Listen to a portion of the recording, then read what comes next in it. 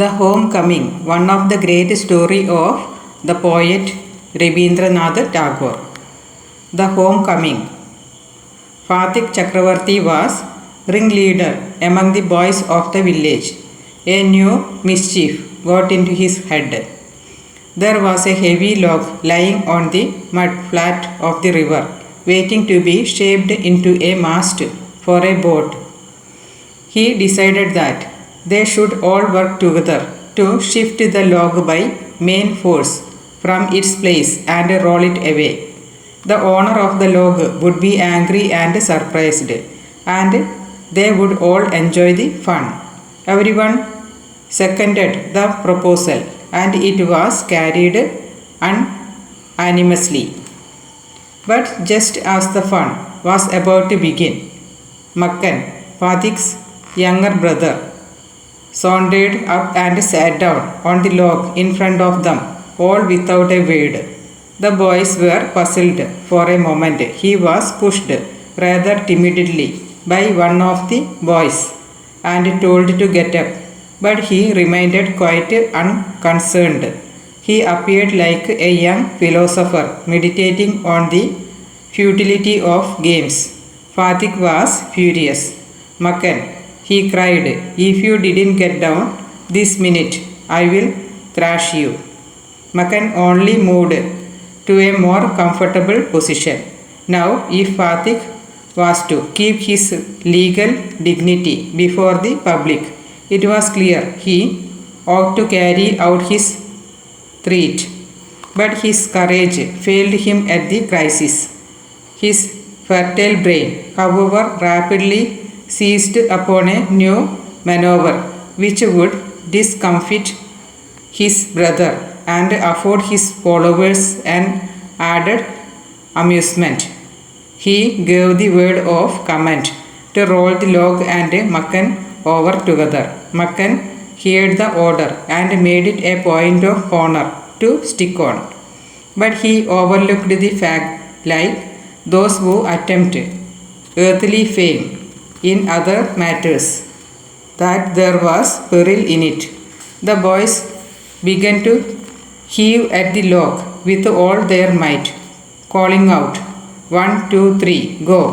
At the word go, the log went, and with it went Makkan's philosophy, glory and all. The other boys shouted themselves hoarse with delight, but Fatih was a little frightened.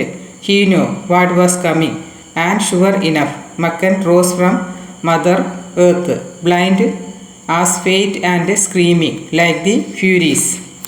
He rushed at Fatih and scratched his face and beat him and kicked him, and then went crying home. The first act of the drama was over. Fatih wiped his face and sat down on the edge of the sunken birch by the river bank and began to chew a piece of grass. A boat came up to the landing, and a middle-aged man with grey hair and a dark moustache stepping on shore. He saw the boy sitting there doing nothing and asked him where the Chakravarti lived. Fatih went on chewing the grass and said, "Over there." But it was quite impossible to tell where he pointed. The stranger asked him again. He swung his legs to and fro on the side of the barge and said, "Go and find out," and continued to chew the grass as before. But now a servant came down from the house and told Fatih his mother wanted him. Fatih refused to move, but the servant was the master on his occasion. He took Fatih up roughly and carried him, kicking and struggling in impotent rage.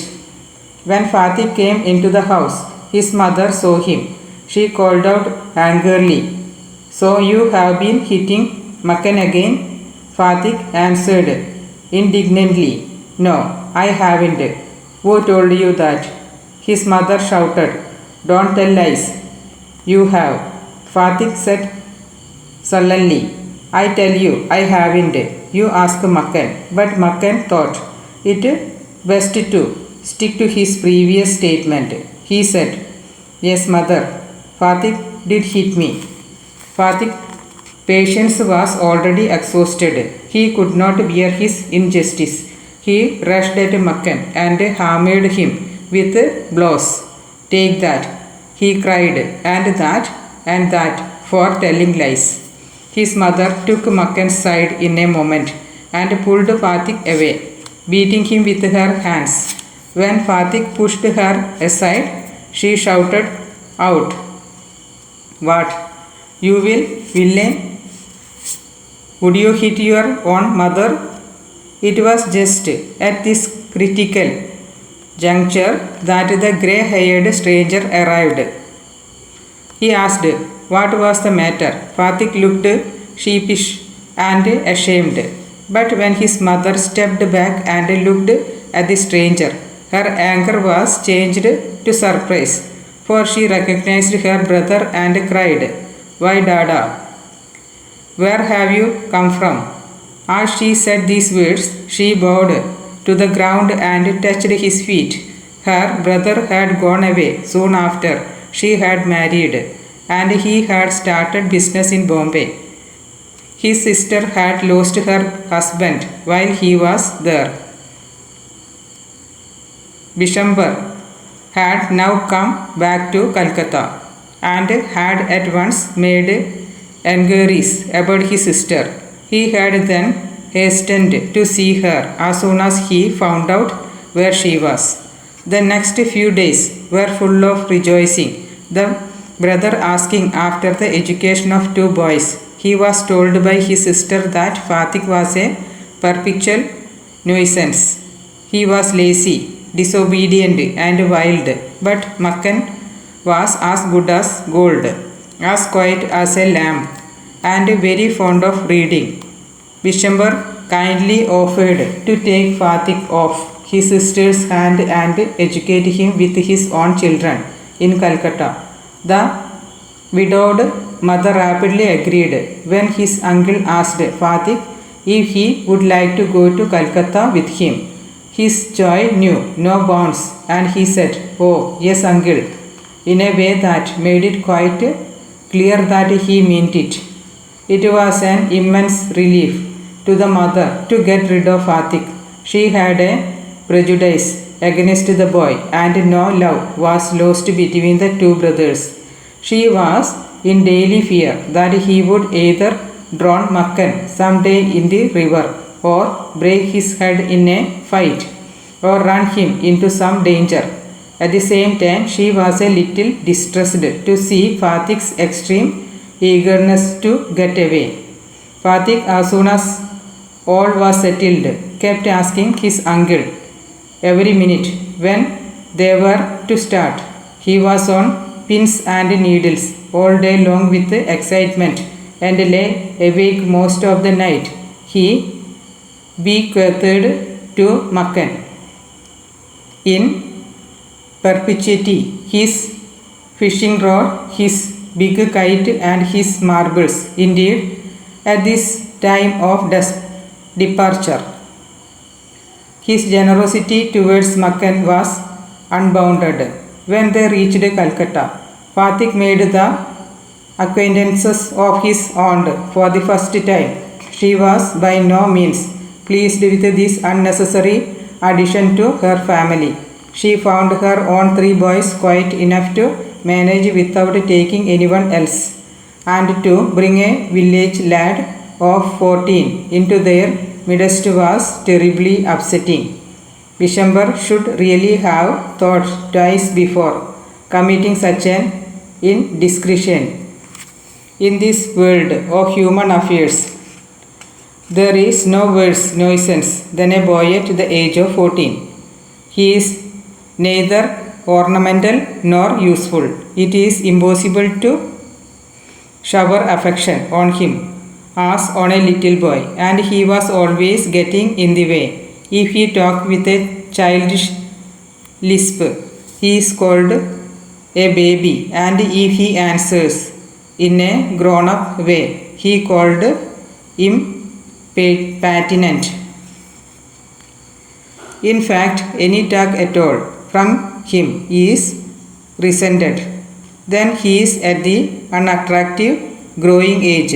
He grows out of his clothes with indecent haste. His voice grows hoarse and breaks and quavers.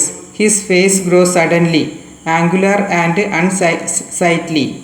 It was easy to excuse the shortcoming of early childhood, but it is hard to tolerate even unavoidable lapses in a boy of 14. The lad himself became painfully self-conscious. When he talks with elderly people, he is either unduly forward or else so unduly shy that he appears ashamed of his very existence. Yet it is at this very age when, in his heart of hearts, a young lad most craves for recognition and love, and he becomes the devoted slave of anyone who shows him consideration. But none dare openly love him, for that would be regarded as undue indulgence and therefore bad for the boy. So, what with scolding and kidding, he becomes very much like a stray dog that she lost his master. For a boy of 14, his own home is the only paradise. To live in a strange house with strange people is little short of torture, while the height of bliss is to receive the kind looks of women and never to be slighted by them. It was anguish to Fatik to be the unwelcome guest in his own house. Despised by this elderly woman and slighted on every occasion. If ever she asked him to do anything for her, he would be so overjoyed that he would overdo it, and then she would tell him not to be so stupid, but to get on with his lesson. The cramped atmosphere of neglect oppressed Fatik so much that he felt that he could hardly breathe. He wanted to go out into the open country and fill his lungs with fresh air, but there was no open country to go to, surrounded on all sides by Calcutta houses and walls. He would dream night after night of his village home and long to be back there. He remembered the glorious meadow where he used to fly his kite all day along, the broad river banks where he would wander about the livelong day, singing and shouting for joy, the narrow brook where he could go and dive and swim at any time he liked.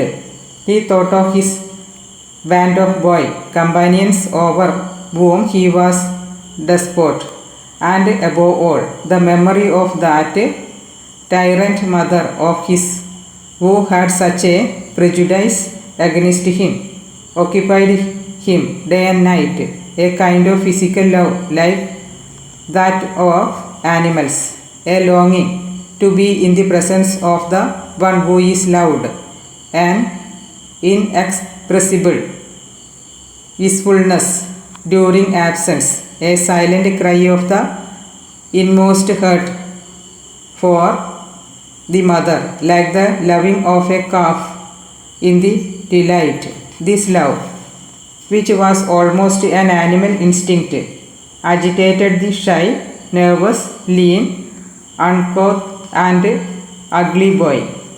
No one could understand it, but it preyed upon his mind continually. There was no more backward boy in the whole school than Fatik. He gaped and remained silent when the teacher asked him a question, and like an overladen ass, patiently suffered all the blows that come down on his back. When other boys were out at play, he stood wistfully by the window and gazed at the roof of the distant houses. And if by chance he espied children playing on the open terrace of any roof, his heart would ache with longing. One day he summoned up all his courage and asked his uncle, "Uncle, when can I go home?" His uncle answered, "Wait till the holiday come." But the holiday would not come till October, and there was a long time still to wait.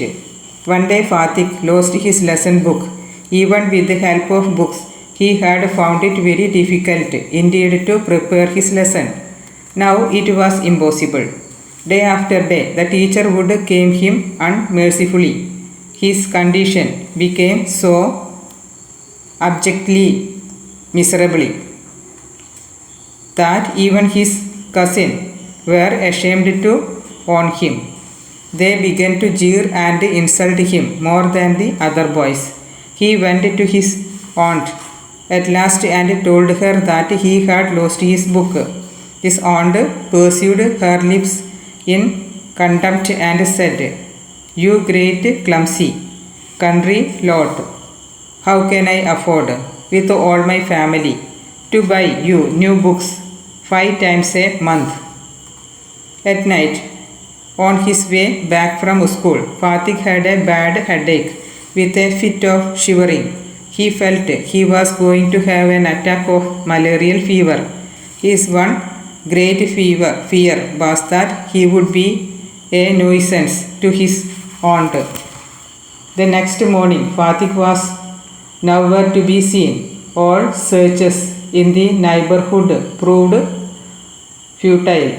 The rain had been pouring in torrent all night, and those who went out in search of the boy got drenched through to the skin. At last Vishwambar asked help from the police. At the end of the day, a policeman stopped at the door before the house. It was still raining and the streets were all flooded. 2 constables brought out Fatik in their arms and placed him before Vishwambar. He was wet through from head to foot, muddy all over, his face and eyes flushed red with fever and his limbs trembling.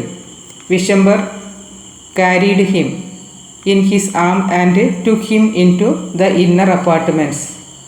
When his wife saw him, she exclaimed, "What a heap of trouble this boy has given us. Hadn't you better send him home?" Fatik heard her word and sobbed out loud, "Uncle, I was just going home, but they dragged me back again." The fever rose very high, and all that night the boy was delirious. Vishwambar brought in a doctor. Fatik opened his eyes, flushed with fever, and looking up to the ceiling and said vacantly, "Uncle, have the holiday come yet?" Vishwambar wiped the tears from his own eyes and took Fatik's lean and burning hands in his own and sat by him through the night. The boy began again to mutter. At last his voice became excited. "Mother," he cried, "don't beat me like that, mother. I am telling the truth." The next day Fatik became conscious for a short time. He turned his eyes about the room as if expecting someone to come. At last, with an air of disappointment, his head sank back on the pillow. He turned his face to the wall with a deep sigh. Vishwambar knew his thought and, bending down his head, whispered, "Fatik, I have sent for your mother." The day went by. The doctor said in a troubled voice that the boy's condition was very critical. Fatik began to cry out, "By the mark, 3 fathoms. By the mark, 4 fathoms. By the mark." He had heard the sailor on the river steamer calling out the mark on the plumb line. Now he was himself plumbing an unfathomable sea. Later in the day, Fatik's mother burst into the room like a whirlwind and began to toss from side to side and moan and cry in a loud voice. Vishwambar tried to calm her agitation, but she flung herself on the bed and cried, "Fatik, my darling, my darling." Fatik stopped his restless movement for the moment. His hands ceased beating up and down. He said, "Eh?" The mother cried again, "Fatik, my darling, my darling." Fatik very slowly turned his head and without seeing anybody said, "Mother, the holiday have come."